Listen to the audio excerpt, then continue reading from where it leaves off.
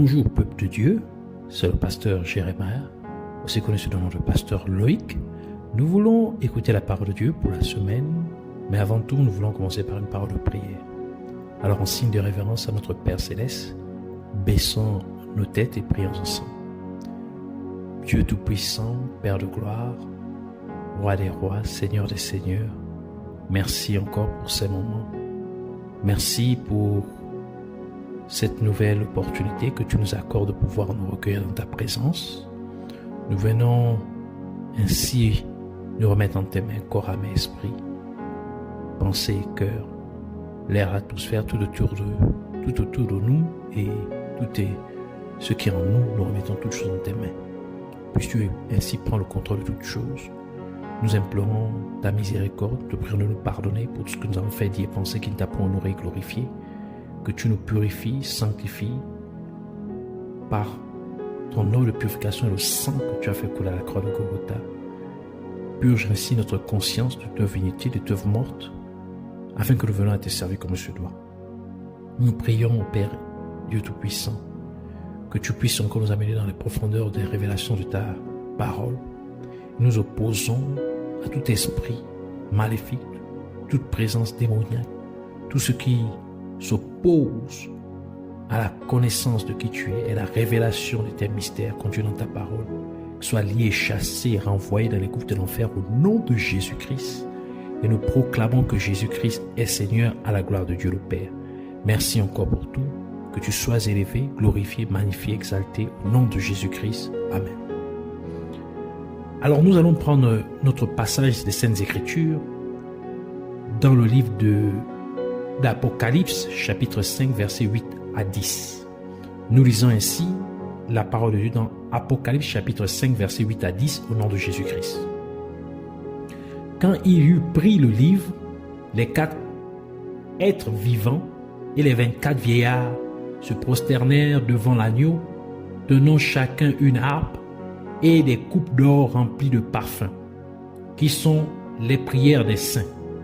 Et ils chantaient un cantique nouveau en disant : Tu es digne de prendre le livre et d'en ouvrir les sceaux, car tu as été immolé et tu as racheté pour Dieu par ton sang des hommes de toute tribu, de toute langue, de tout peuple et de toute nation.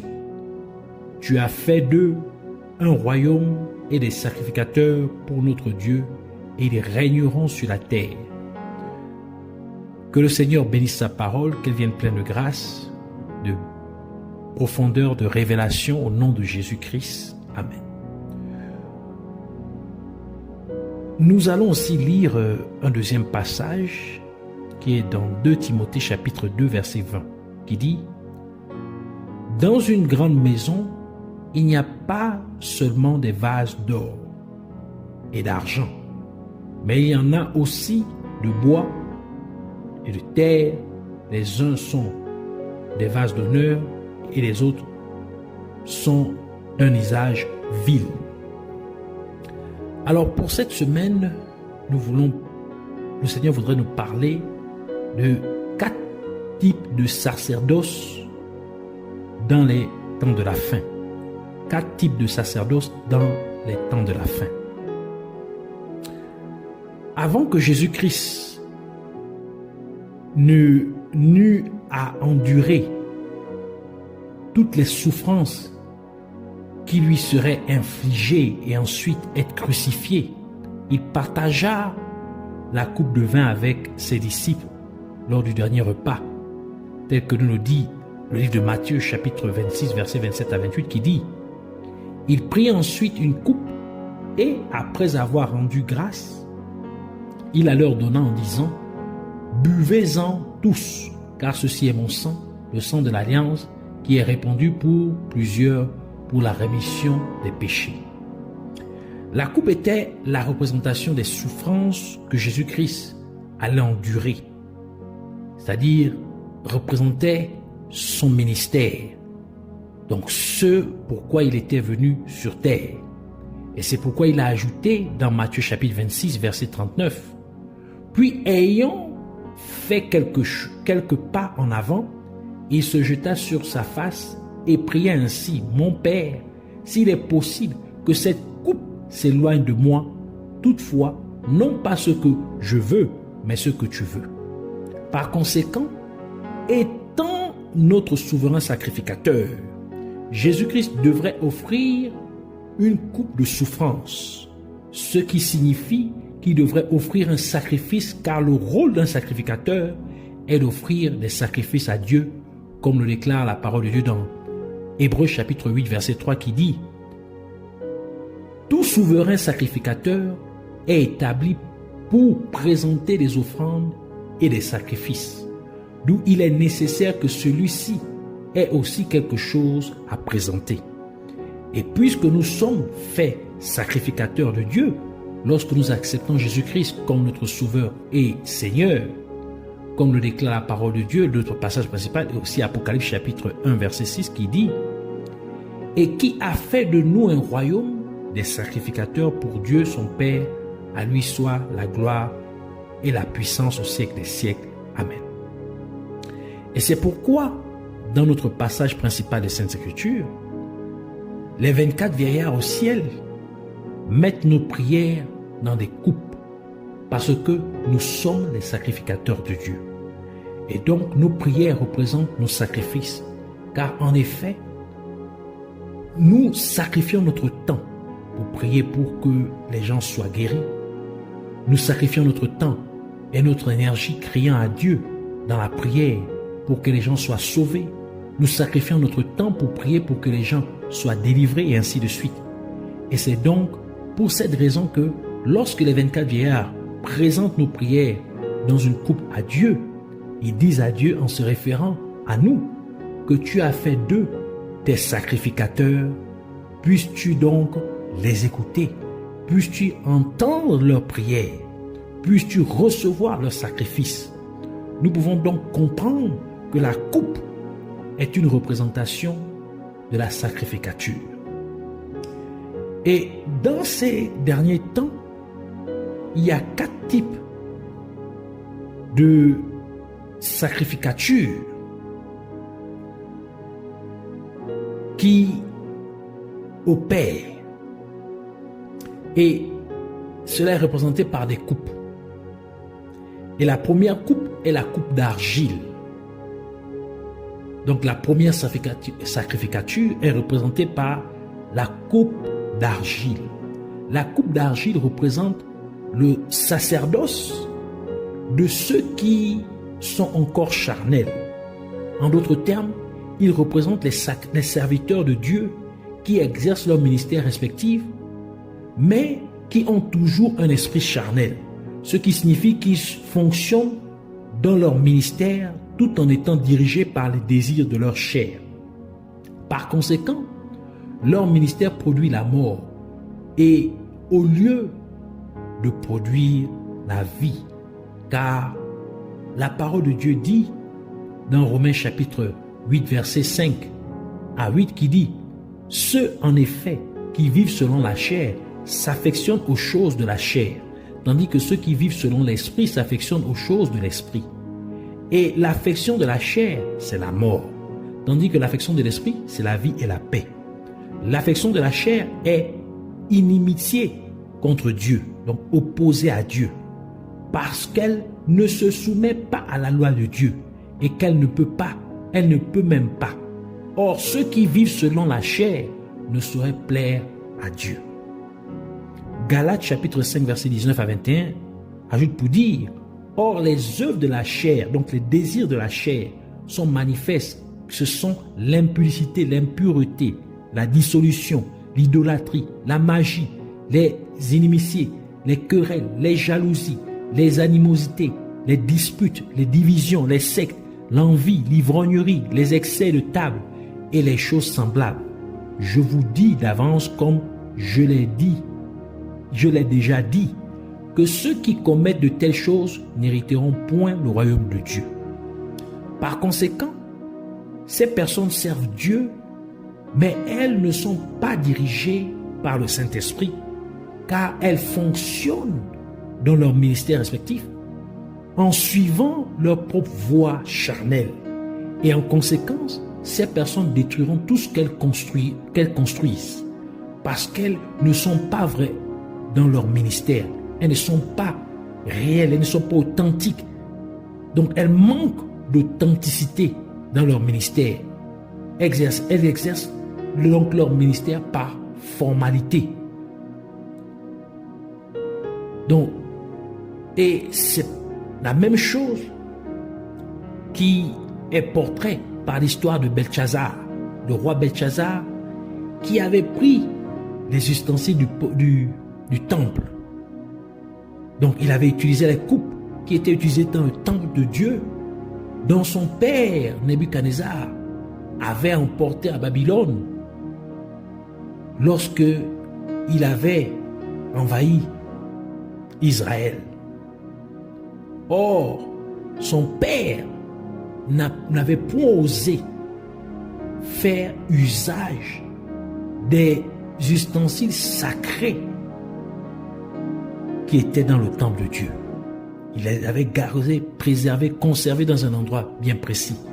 Mais Belchazzar, son fils, lorsqu'il fut devenu roi, utilisa ces ustensiles et il fut puni pour cela, il est mort.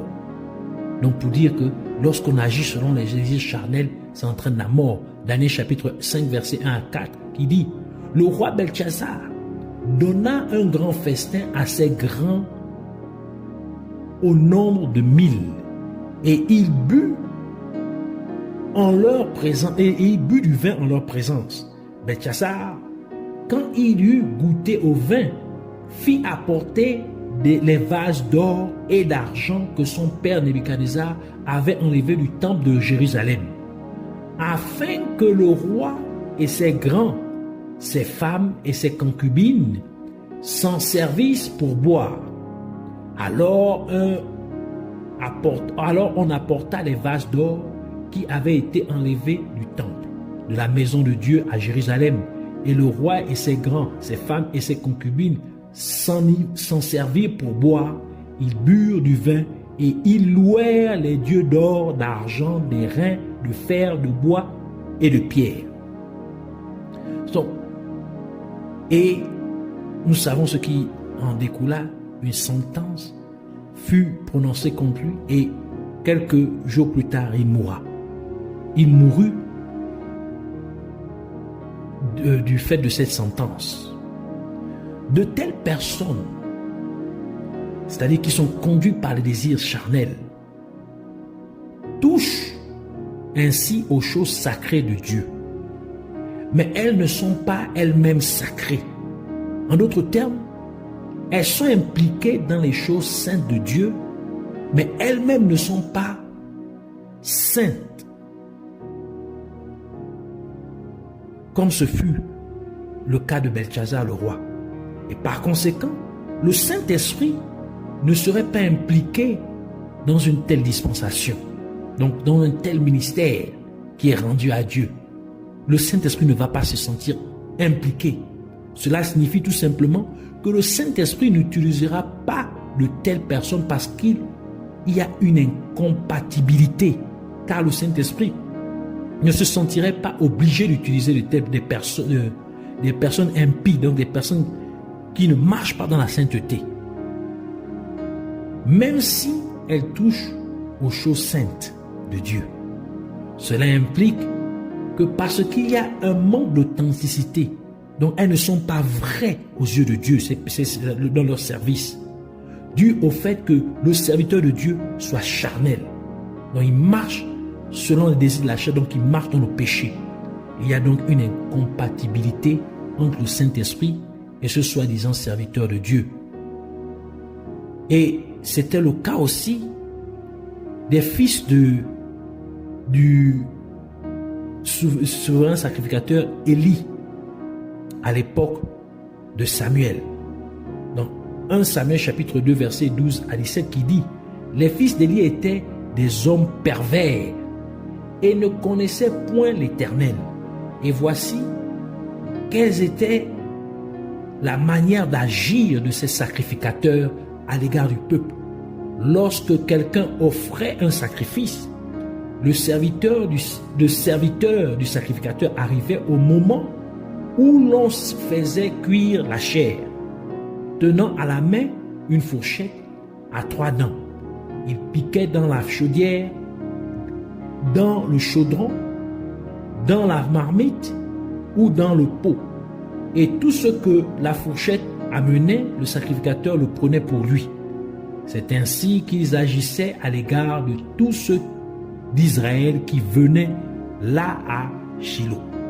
Même avant qu'on fît brûler la graisse, le serviteur du sacrificateur arrivait et disait à celui qui offrait le sacrifice: donne pour le sacrificateur de la chair à rôtir, et il recevra de toi point de chair cuite.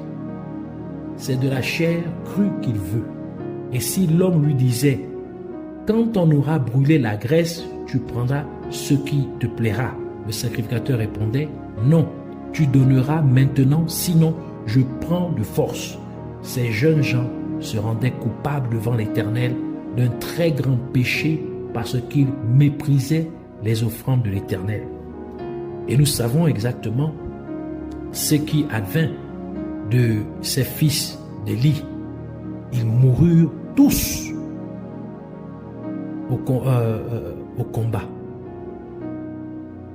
Tout simplement parce que ils agissaient selon les désirs de la chair.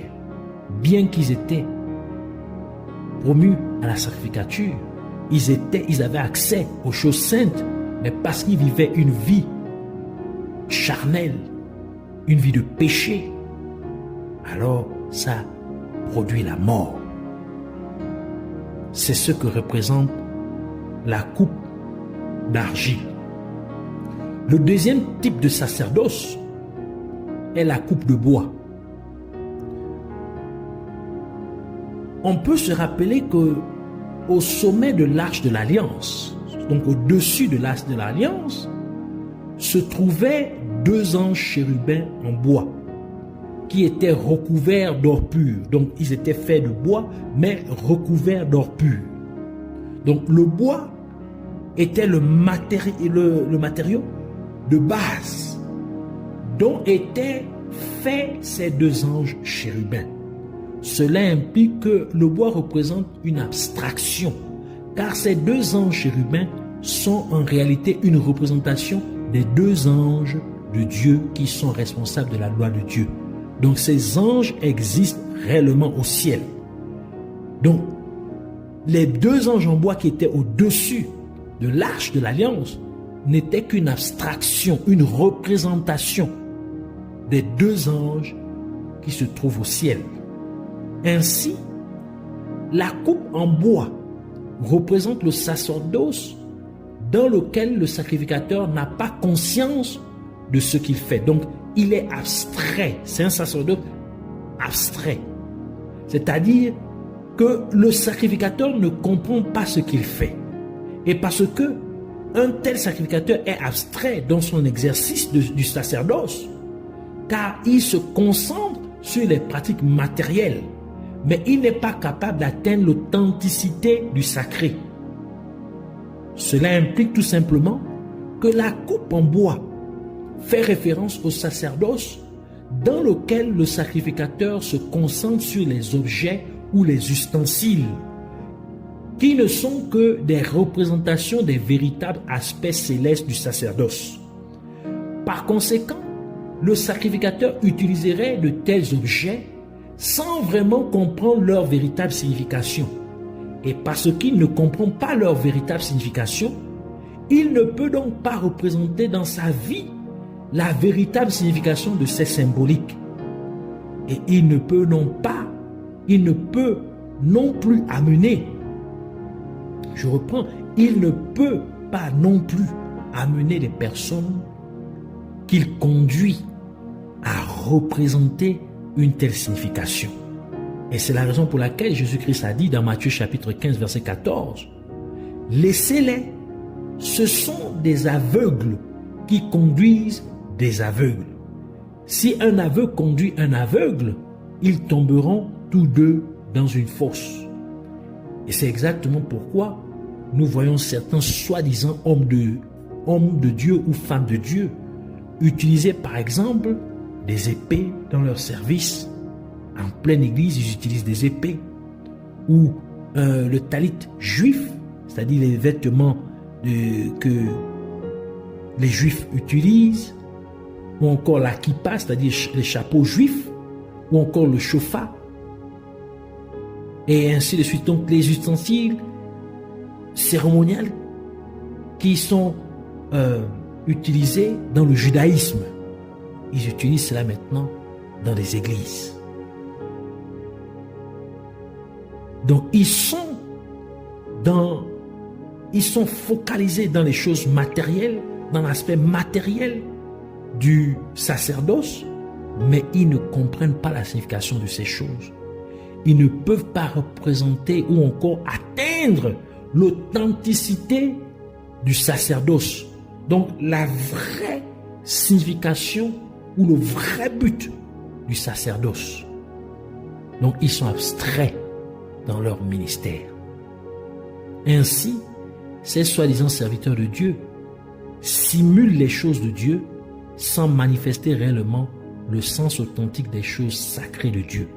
Par conséquent, tout ce qui se fait n'est qu'une imposture. La troisième coupe est la coupe de Pierre. Matthieu, chapitre 16, verset 18, qui dit « Et moi, c'est Jésus qui parle, je te dis que tu es Pierre et que sur cette pierre, je bâtirai mon église et que les portes du séjour des morts ne prévaudront point contre elle. » Ésaïe chapitre 28, verset 16 qui dit « C'est pourquoi ainsi parle le Seigneur, l'Éternel. Voici, j'ai mis pour fondement en Sion une pierre éprouvée, une pierre angulaire de prix, solidement posée. Celui qui la prendra pour appui n'aura point hâte de fuir. » La coupe en pierre représente le sacerdoce dans lequel le sacrificateur est passé par le processus de brisement, mais il reste toujours humain. Ce qui signifie qu'il a toujours ses propres priorités ou prérogatives humaines. En d'autres termes, vous servez Dieu sincèrement, mais vous voulez toujours le faire à votre propre manière. Ainsi, vous voulez servir Dieu quand cela vous arrange. Vous ne voulez pas obéir quand les choses sont dures ou quand vous êtes contraint. C'est donc un manque de maturité, car vous n'offrez pas réellement le sacrifice à Dieu. Car les vrais sacrifices prennent place lorsque vous faites des choses pour Dieu alors que vous n'êtes pas à l'aise, ou lorsque cela ne vous convient généralement pas, tel que le dit la parole de Dieu dans 1 Pierre chapitre 2 verset 5 qui dit « Et vous-même, comme des pierres vivantes, édifiez-vous pour former une maison spirituelle, un saint sacerdoce, afin d'offrir des victimes, c'est-à-dire des sacrifices spirituels agréables à Dieu par Jésus-Christ. » Et c'est en fait le cas de Pierre. Car lorsque Jésus-Christ a appelé Pierre, il a dit que Pierre serait un pêcheur d'hommes. Donc il ferait de Pierre un pêcheur d'hommes. Comme le décrit le livre de Matthieu, Matthieu chapitre 4 verset 19 qui dit « Il leur dit, suivez-moi et je vous ferai pêcheurs d'hommes. » Cela signifie que Pierre ne devait plus attraper des poissons, mais des hommes. Cependant, après la mort physique de Jésus-Christ, Pierre est retourné pêcher des poissons, tel que le déclare le livre de Jean, Jean chapitre 21, verset 3 qui dit « Simon-Pierre leur dit, je vais pêcher. Ils lui dirent, nous allons aussi avec toi. Ils sortirent et montèrent dans une barque, et cette nuit-là, ils ne prirent rien. » Et c'est pourquoi Jésus-Christ est apparu aux disciples après sa résurrection, et il a demandé à 3 reprises à Pierre de prendre soin de ses brebis. Jean chapitre 21, verset 15 à 19 qui dit « Après qu'ils eurent mangé, Jésus dit à Simon-Pierre, « Simon, fils de Jonas, m'aimes-tu plus que ne m'aime ceci ?» Il lui répondit, « Oui, Seigneur, tu sais que je t'aime. » Jésus lui dit, « Paie mes agneaux. » Il lui dit une seconde fois, « Simon, fils de Jonas, m'aimes-tu » Pierre lui répondit, « Oui, Seigneur, tu sais que je t'aime. » Jésus lui dit, « Paie mes brebis. » Il lui dit pour la troisième fois, « Simon, fils de Jonas, m'aimes-tu » Pierre fut attristé de ce qu'il lui avait dit pour la troisième fois, « M'aimes-tu » Et il lui répondit, « Seigneur, tu sais toutes choses, tu sais que je t'aime. » Jésus lui dit, « Paie mes brebis. En vérité, je te le dis, quand tu étais plus jeune, tu te saignais toi-même, c'est-à-dire que tu attachais ta ceinture et tu allais où tu voulais. Mais quand tu seras vieux, tu étendras tes mains et un autre te ceindra et te mènera où tu ne voudras pas. » Il dit cela pour indiquer par quelle mort Pierre glorifierait Dieu. Et ayant ainsi parlé, il lui dit, « Suis-moi. » Et encore, nous pouvons aussi remarquer que Jésus-Christ a dit à Pierre, à cette même occasion, que quand tu seras vieux, tu n'iras plus où tu veux, mais quelqu'un d'autre te conduira là où tu ne veux pas aller. Jésus-Christ laissant entendre à Pierre que lorsque Pierre serait spirituellement mûr, il ne ferait plus sa propre volonté, mais qu'il ferait la volonté de Dieu, étant conduit par le Saint-Esprit. Par conséquent, la coupe en pierre représente les serviteurs de Dieu qui sont immatures dans les choses de Dieu et ils servent donc Dieu quand cela leur convient. Ils servent donc Dieu quand cela leur plaît. Ils ne sont donc pas pleinement soumis à la volonté de Dieu. Par exemple, quelqu'un épouserait une personne, non pas parce que c'est la volonté de Dieu, mais parce qu'il est peu probable qu'il ait des difficultés financières à cause de la situation financière, de la bonne situation financière de cette personne. Pour qu'une personne puisse surmonter les faiblesses de son état humain, il faut qu'elle se laisse transformer par le Saint-Esprit en faisant primer sa vie spirituelle, malgré tout, pour qu'elle finisse par avoir une domination complète sur son état humain. La dernière coupe dont nous voulons parler, c'est la coupe d'or. Les 24 vieillards au ciel ont chacun une coupe en or. Et nous savons que l'or est purifié par le feu, comme nous le dit la parole de Dieu dans 1 Pierre chapitre 1 verset 7 qui dit « Afin que l'épreuve de votre foi, plus précieuse que l'or périssable, qui cependant est éprouvé par le feu, ait pour résultat la louange, la gloire et l'honneur lorsque Jésus-Christ apparaîtra. » Cela implique que plus l'or passerait par le feu, plus l'or serait pur. Plus l'or passerait par le feu, plus il aurait de la valeur. Cela signifie tout simplement que la coupe en or représente le sacerdoce dans lequel le sacrificateur a été purifié à travers des situations difficiles de la vie. En d'autres termes, Dieu a fait passer ou a traversé la personne par des circonstances vraiment difficiles afin de consumer sa nature humaine, afin que la personne devienne un être spirituel, car elle ne vivrait plus selon les désirs de sa chair, ni serait soumise aux faiblesses de son état humain, mais la personne se soumet maintenant pleinement à la direction de l'Esprit de Dieu. Et c'est pourquoi le livre de Job dit, dans Job chapitre 23 verset 10, « Il sait néanmoins quelle voie j'ai suivie, et s'il m'éprouvait, je sortirais pur comme l'or. Dans ce cas, la personne a cessé d'être considérée comme un être humain. Car Dieu considère la personne désormais comme un instrument.